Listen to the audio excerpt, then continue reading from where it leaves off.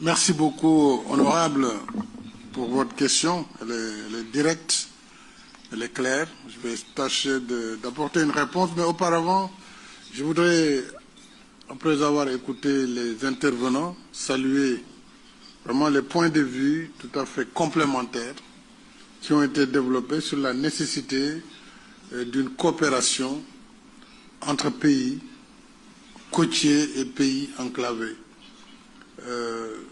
Coopération sans laquelle, bien sûr, le commerce intra-africain restera marginalisé.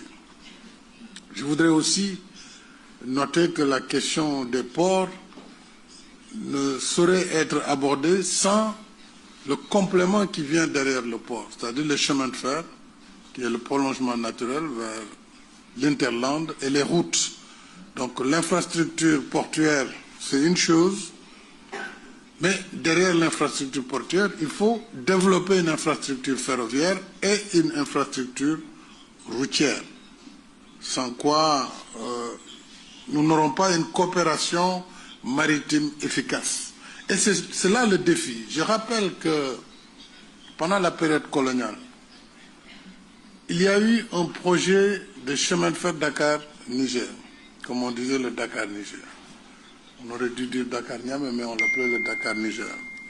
Et ce chemin de fer a été construit vers les années 1929. Il s'est arrêté à Bamako, qui a permis d'avoir la liaison Dakar-Bamako qui continue jusqu'à présent et qui nécessite un renouvellement de l'infrastructure. Et il faut renforcer fondamentalement le continent africain par des corridors ferroviaires.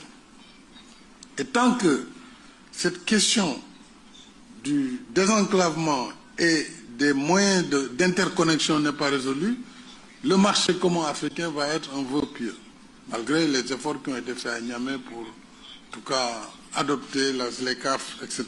Donc la ZLECAf, vraiment, sera un des maillons les plus importants pour donner du contenu à la coopération commerciale entre pays africains et qui nous permettra de développer davantage le commerce entre pays africains. Alors, les différences juridiques, évidemment, chaque État a ses propres lois maritimes et nous avons globalement une législation internationale avec le droit de la mer, la Convention de Montego Bay, on l'a dit.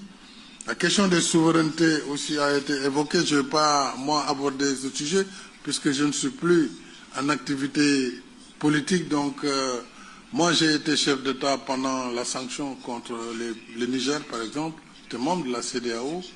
C'est des sujets difficiles, des sujets très difficiles. Et c'est pourquoi, étant maintenant hors de sphère, je ne veux pas faire de commentaires là-dessus. Mais ce qui est certain, c'est que quelles que soient les crises, les pays doivent se parler. Ils doivent coopérer pour le bénéfice des populations. Ça, indépendamment des contentieux, des accords ou pas accords sur tel ou tel sujet. Donc ça, c'est pourquoi je disais hier à notre ami Abdoulaye Diop du Mali, l'AES est devenue une réalité, c'est en fait, on prend acte, mais quand même continuer le dialogue avec la CEDEAO. La CEDEAO vient d'avoir 50 ans. C'est la communauté des États de l'Afrique de l'Ouest. Que vous soyez AES ou pas, mais vous êtes dans l'Afrique de l'Ouest.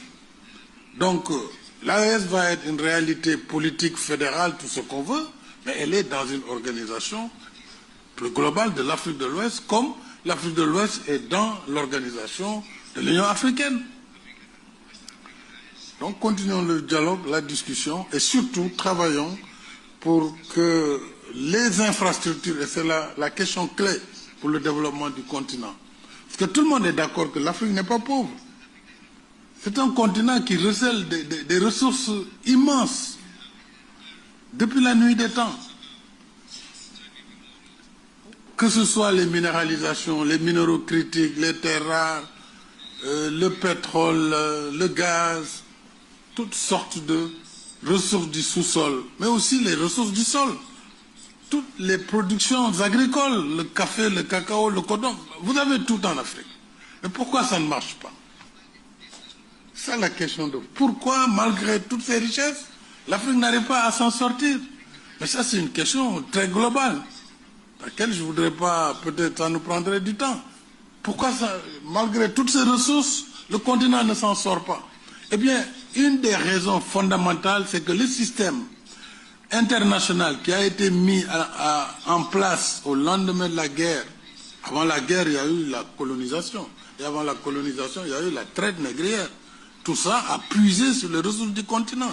Et après la traite, et après la colonisation, on a mis le système aujourd'hui qui est là, qui gouverne le monde avec des règles immuables, dont ces agences de notation, qui notent les pays de façon souveraine. Et sur la base des notations qui vous sont allouées, eh bien, vous vous endettez au triple, voire au quintuple, parce que simplement la perception du risque